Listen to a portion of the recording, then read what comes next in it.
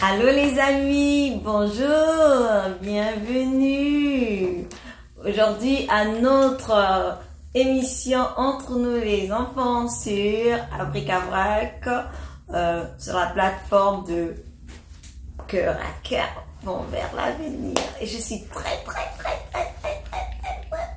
heureuse de vous retrouver. J'espère que vous allez bien et que vous avez pu relever les défis selon notre émission précédente. Alors, aujourd'hui, nous allons parler de quoi? Ou encore dans notre prochaine émission, de quoi allons-nous parler? Est-ce que vous voulez savoir? Nous allons parler de la prière. Et oui, la prière. Est-ce que vous aimeriez savoir comment prier? Pourquoi prier? Si oui, ne ratez pas notre prochaine émission. Allez, venez avec moi. Nous allons voir ensemble cette thématique. D'accord? Alors, pour vous servir, Kemiska Jess. Et aujourd'hui, nous allons parler de la prière comme annoncé. Alors, c'est quoi la prière, les amis?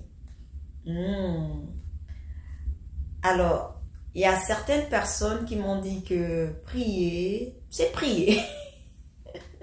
J'aime bien vos réponses, les amis. Surtout quand je fais des sondages pour vérifier un peu, pour recueillir vos idées avant de préparer ces échanges qu'on a ensemble. Il y a certaines qui m'ont dit prier, c'est prier.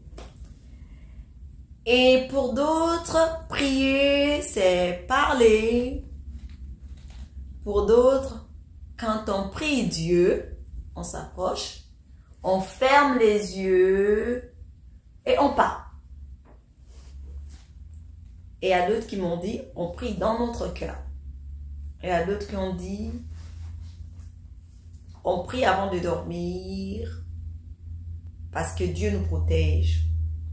Alors les amis, toutes les réponses que vous nous avez données, elles font un sens, d'accord?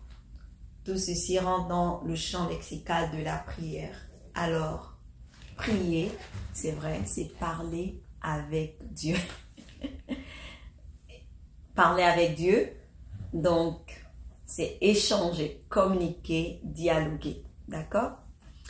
Alors, avant de parler de la prière, il faudrait déjà connaître déjà avec qui on parle, d'accord? Alors, aujourd'hui, nous allons parler de écouter. Parce que lorsque on prie, on suppose que c'est un échange entre nous et Dieu. Et si c'est un échange, un dialogue, ça nous prend de écouter. Et pour écouter, ça prend de savoir reconnaître la voix de qui nous parle pendant que l'on prie. D'accord? Alors, je vais parler de 3 personnes. D'accord? En un, donc Dieu. Alors, la première question pour vous, qui a une idée, qui a déjà un jour écouté comment Dieu lui parle?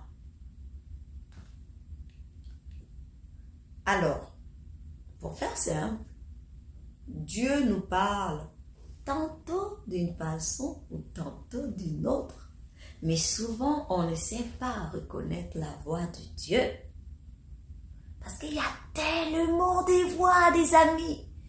Il y a la voix de papa, la voix de maman, la voix des amis. Il y a beaucoup de voix.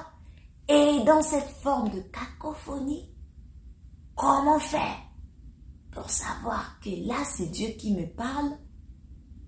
Dans notre cœur aussi, il y a la voix de nos pensées. Nous-mêmes aussi, on se parle. Alors, quand on prie, comment savoir que là, c'est Dieu qui me parle? D'accord? Alors, les amis, pour commencer, pour ceux qui vont à l'école des dimanches ou encore à l'école de samedi, et chers parents, j'ouvre une parenthèse, je vous encourage d'emmener vos enfants dans les différents, disons, cours d'enfants, l'école de dimanche. C'est très important parce que là-dedans, les enfants apprennent à écouter Dieu. Ils sont outillés pour ça. Alors les amis, comment Dieu nous parle? Il faut déjà savoir que Dieu, c'est qui? Dieu, c'est le créateur des cieux et la terre et de tout ce qui s'y trouve. Et pour connaître l'œuvre de Dieu, chers amis, je vous encourage de voir les parents. Et là, on va commencer avec notre première histoire. L'histoire de la création. D'accord? Nous la retrouvons dans le livre de la Genèse. Genèse veut dire commencement, début, origine, naissance. Et dans le livre de la Genèse, il nous est dit que la terre était informe et vide. Il n'y avait rien du tout. Il y avait l'obscurité partout, le noir. On ne pouvait rien voir. C'était le chaos. Et là,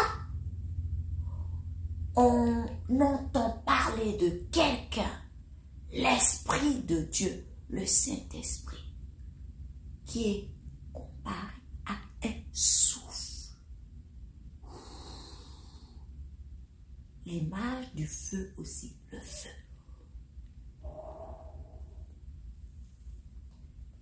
Il est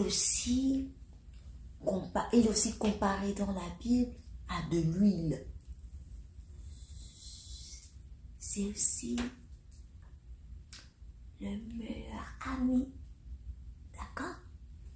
Et là, Dieu, le Créateur, le Père, dit, Dieu parle, que la lumière soit. Et la lumière fut. On a vu la lumière apparaître. Après, Dieu a parlé que la terre produise, qu'il y ait des eaux. Et il y a tellement de choses. Et par la suite, Dieu a créé l'homme. Donc, si vous voulez connaître mieux l'histoire, je vous encourage d'aller lire le livre de la Genèse pour avoir tous les détails. Donc, on ne perd pas nos idées. On garde le fil d'idées. D'accord? Donc, Dieu, le Créateur, nous parle par la création.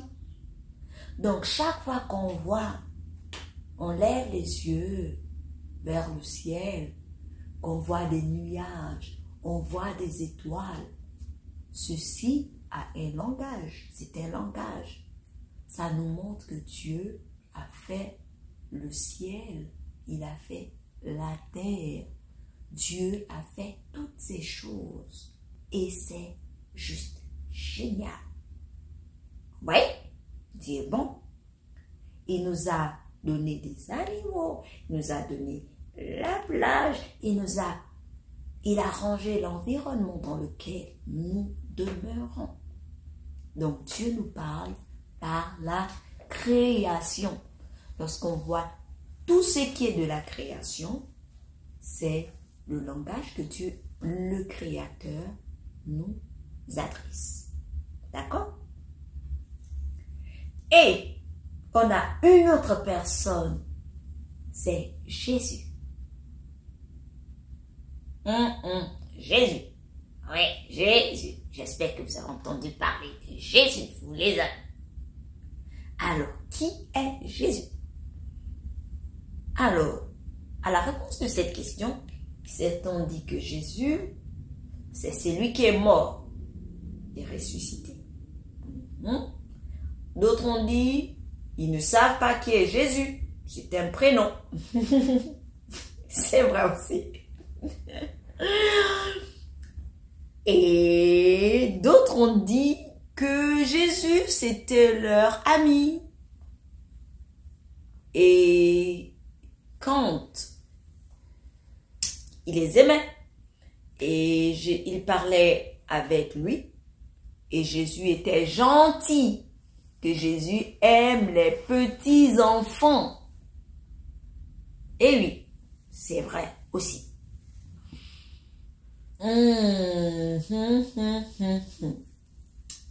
Alors, et d'autres ont dit Jésus c'est le Fils de Dieu.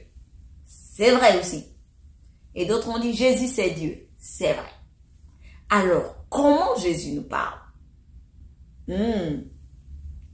Jésus nous parle par sa vie, son vécu. Et c'est simple. Pour connaître comment Jésus parle, il faudra aller lire surtout les évangiles. Donc, Matthieu, Marc, Jean-Luc, lire le Nouveau Testament en général, on découvre comment Jésus nous parle. Donc, Jésus nous parle au travers de sa vie, donc son témoignage, sa venue, son existence, sa mort, sa résurrection, son assomption et son retour. D'accord? Et quand on voit la vie de Jésus, on voit l'humilité, on voit l'amour de Dieu, le témoignage de l'amour de Dieu. Donc, quand on observe la vie de Jésus, Dieu nous parle au travers du témoignage. Disons, Jésus nous parle, par le canal, par le billet, par le témoignage de sa vie, comment Jésus a vécu. C'est comme ça comment Jésus nous parle. Et la troisième personne, l'autre, le Saint-Esprit, nous parle aussi. Alors, c'est qui le Saint-Esprit?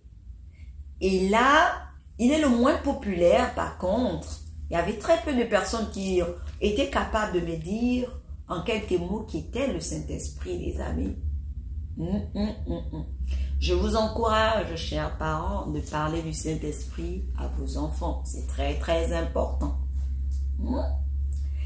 Et donc, en posant la question de savoir à certains d'entre vous, c'est qui le Saint-Esprit? S'ils avaient entendu parler du Saint-Esprit, il y a d'autres qui ont répondu, plus ou moins, ils ne savaient même pas que le Saint-Esprit existait. Lui encore, c'est qui? et voilà, c'est qui le Saint-Esprit? Donc, pour certains, c'est le vent. Pour d'autres, c'est un esprit. Pour d'autres, je ne sais pas.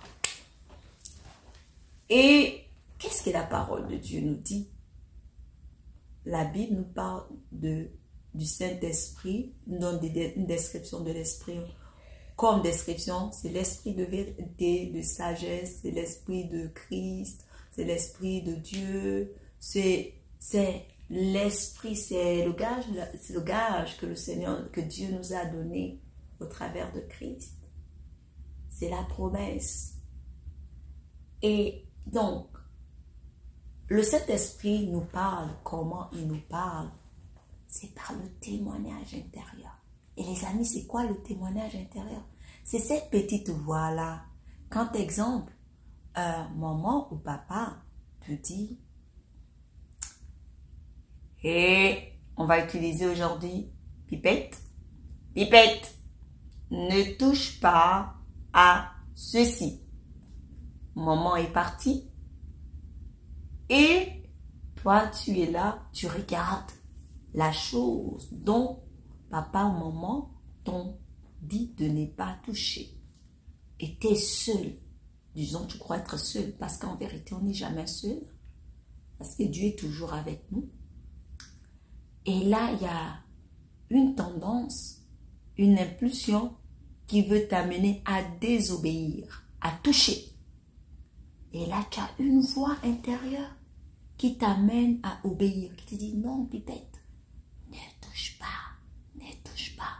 C'est le Saint-Esprit qui t'encourage à obéir, à faire du bien. La voix de Dieu est toujours là dans nos cœurs. D'accord, les amis? Ok. Maintenant que nous avons vu comment Dieu nous parle, Dieu le Créateur, il nous parle au travers de la création. Dieu le Fils, appelé Jésus-Christ, nous parle par le témoignage de sa vie. Dieu l'Esprit, Saint-Esprit encore, nous parle par le témoignage intérieur, donc la voix. Souvent d'autres peuvent appeler la voix du cœur ou encore la voix de notre conscience ou encore le rappel. Parce que c'est le Saint-Esprit qui nous rappelle quand, exemple, on a appris une chanson, on a appris un verset biblique ou pendant qu'on prie, on est en train de prier et là, il y a des versets bibliques qu'on a lus et ça nous revient à la mémoire. Donc, c'est le Saint-Esprit qui nous le rappelle. D'accord? Alors maintenant que nous avons vu comment Dieu parle, comment Jésus parle, comment le Saint-Esprit nous parle, maintenant, il est judicieux pour nous, il est intéressant, je dirais, pour nous de parler maintenant de la prière. D'accord? Alors, il y a certains qui ne savent pas prier. Parce qu'ils se disent que pour prier, c'est compliqué de prier. Les amis, prier. Dès lors, tu sais dire bonjour, tu es capable de prier. C'est ça la bonne nouvelle, vous comprenez? Parce que prier, c'est parler avec Dieu. Alors, comment on parle avec Dieu? Pour apprendre à parler avec Dieu, ça prend un cœur sincère déjà. Un cœur vrai, il faut être vrai. On va apprendre aujourd'hui comment prier. On va apprendre la prière d'action de grâce, donc de remerciement. D'accord? Comment prier pour dire merci à Dieu pour son repas et pourquoi remercier Dieu pour le repas. D'accord? On va apprendre à dire merci à Dieu. Il y a plusieurs types de prières dans la Bible. Si je ne me trompe pas, je pense qu'il y a 6, du moins le nombre de prières que j'ai compté, 6 jusqu'ici. La prière d'action de grâce, celle de... Aujourd'hui, on va prendre celle de l'action de grâce, on ne va pas trop aller dans les autres. D'accord? On va commencer par l'action de grâce. Parce que c'est très important pour nous de dire merci. Et merci ouvre des portes. Il est important, les amis, d'être reconnaissant, même à l'école. D'accord? Avec les autres. D'accord? Alors, pourquoi prier? Il est important pour nous de prier parce que lorsqu'on prie, la prière, c'est le moyen que Dieu nous a donné pour recevoir ou encore pour demander des choses à Dieu. D'accord? On vient, c'est un temps intéressant de prier. C'est un temps privilégié, les amis. C'est le moment où on peut demander à Dieu tout. D'accord? Je me rappelle quand j'étais petite, quand on disait souvent on va prier, surtout quand on m'avait expliqué pourquoi prier, que je pouvais prier pour demander à Dieu, pour présenter à Dieu mes rêves, des choses que je ne pouvais pas dire à des personnes, de peur que des personnes soit me jugent ou comment. Et donc, je pouvais le dire à Dieu parce que Dieu voit vraiment notre cœur, Dieu connaît notre sincérité. Donc, du coup, moi, depuis quand j'étais petite, j'ai toujours aimé prier.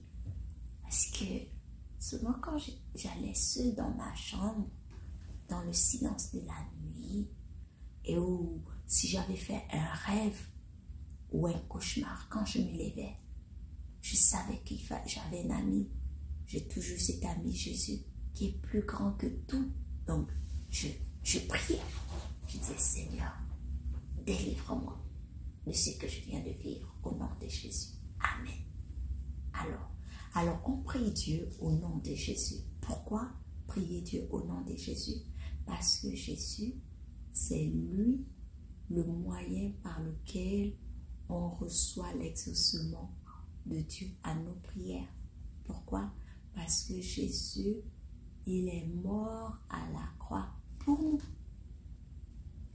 Et donc, quand nous on prie, Dieu nous écoute au travers de Jésus.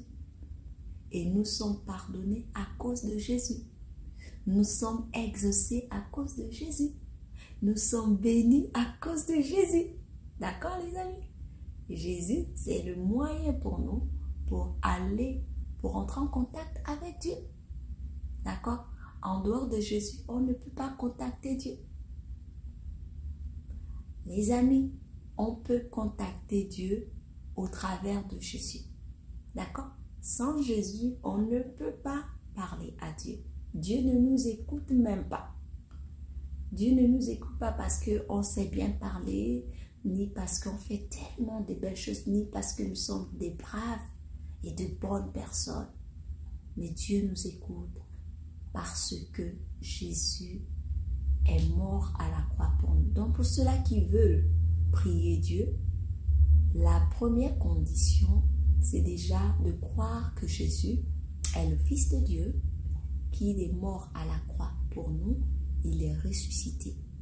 Quand on croit cela dans notre cœur et qu'on accepte Jésus dans nos vies, donc accepter Jésus, c'est reconnaître que Jésus est le Fils de Dieu, qu'il est né de la Vierge Marie, qu'il est venu sur la terre, il a vécu, il est mort à la croix à cause de nous pour nous délivrer de tout le mal qu'on a eu à faire, et il est ressuscité, et un jour il va revenir bientôt, très bientôt nous chercher, et nous allons vivre pour toujours au paradis avec lui.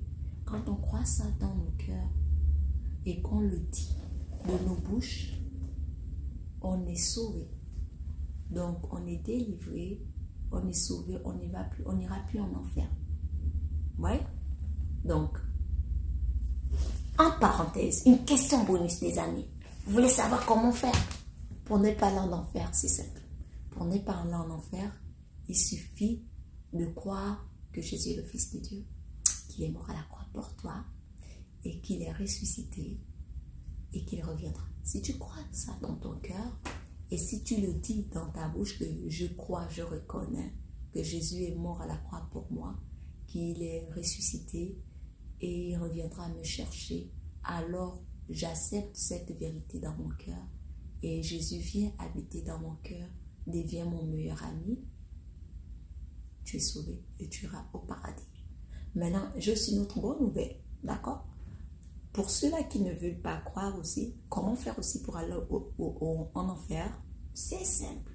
C'est juste refuser de reconnaître que Jésus est le Fils de Dieu, qu'il est mort à la croix pour toi et qu'il est ressuscité et qu'il reviendra te chercher. Donc, là aussi, quand tu refuses de croire en Jésus, tu payes ton billet en fait, direct pour l'enfer. Donc, c'est pas vraiment nos bonnes œuvres qui nous emmènent en enfer ou au paradis. C'est le fait de croire. La différence, c'est de croire en Jésus. Donc, d'accepter. Quand tu l'acceptes dans ton cœur et tu le dis de ta bouche, tu es sauvé. Alors, donc, ceci dit, comment prier pour le repas? D'accord? Et pourquoi prier pour le repas? En priant pour le repas, on bénit notre repas. C'est-à-dire, quand le repas est béni, si, exemple, le repas était un repas, je ne sais pas s'il faut dire souillé, mais lorsqu'on prie pour le repas, en bénissant notre repas, on donne la vie, en fait, plus ou moins à ce repas-là. Déjà, la reconnaissance, c'est bon d'être reconnaissant. C'est bon d'être reconnaissant. Parce qu'ils ont, regardez, on va prendre un exemple de Jésus. Même Jésus priait avant de prendre des repas. Il rendait grâce.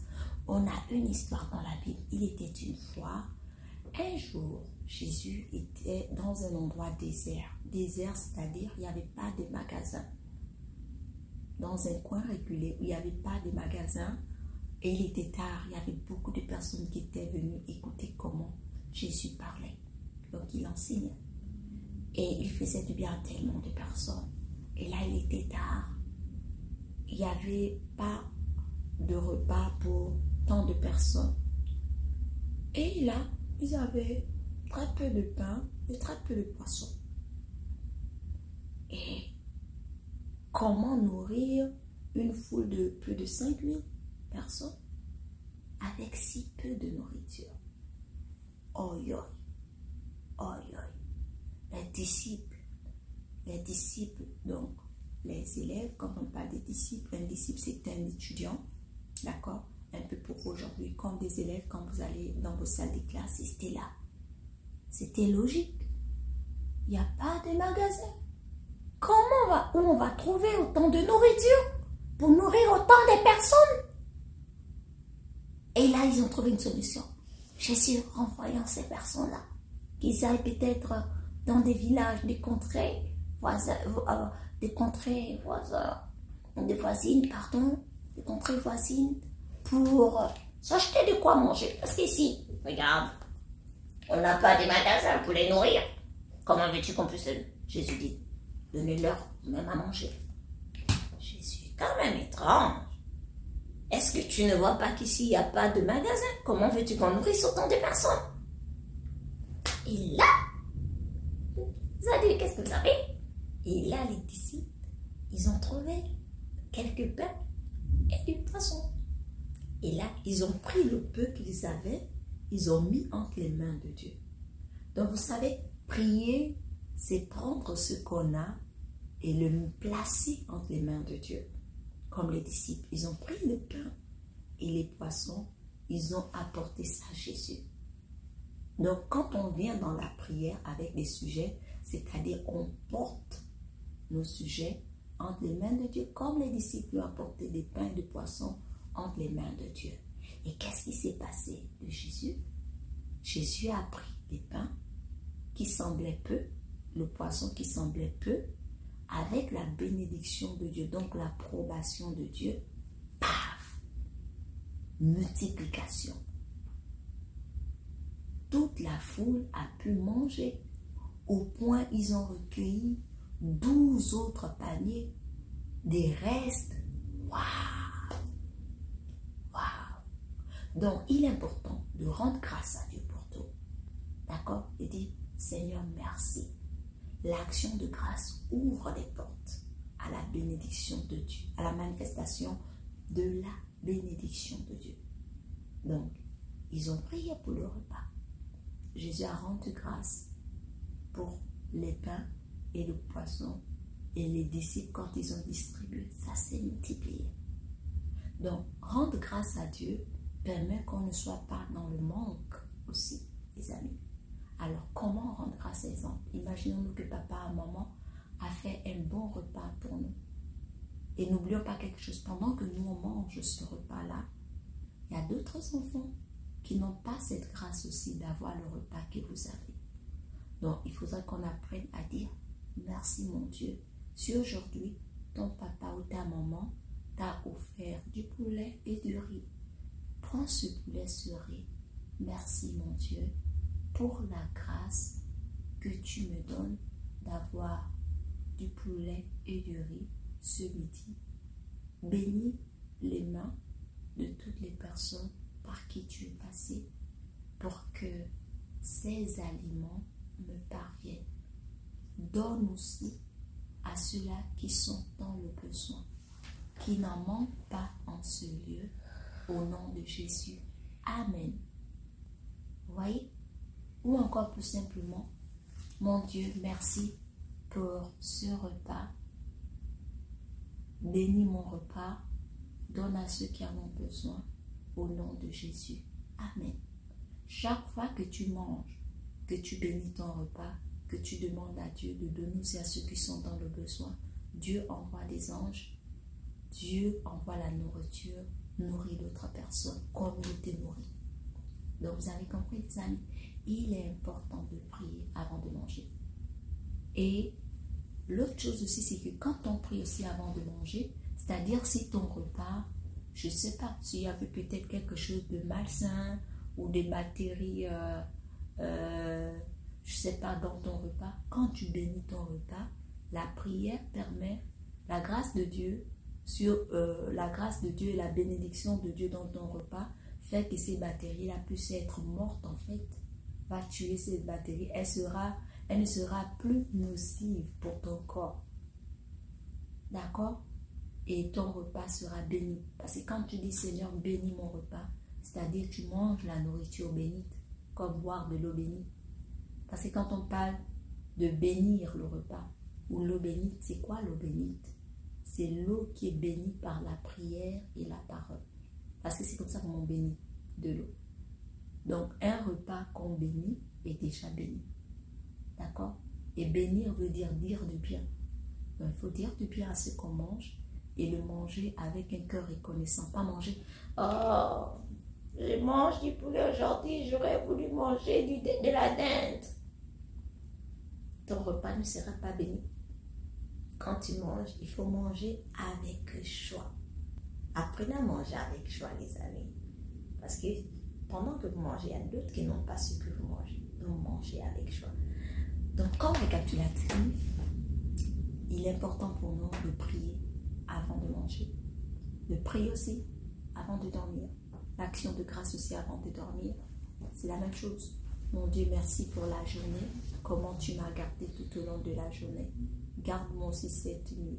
Merci. Comment tu vas aussi me garder cette nuit? Ou encore garde-moi cette nuit. Garde mes parents. Garde mes professeurs, mes amis, mes enseignants. Bénis notre journée. Amen. Vous voyez les amis? Donc quand on aime des personnes autour de nous, on prie pour eux. D'accord? Alors sur ce, je vous dis merci.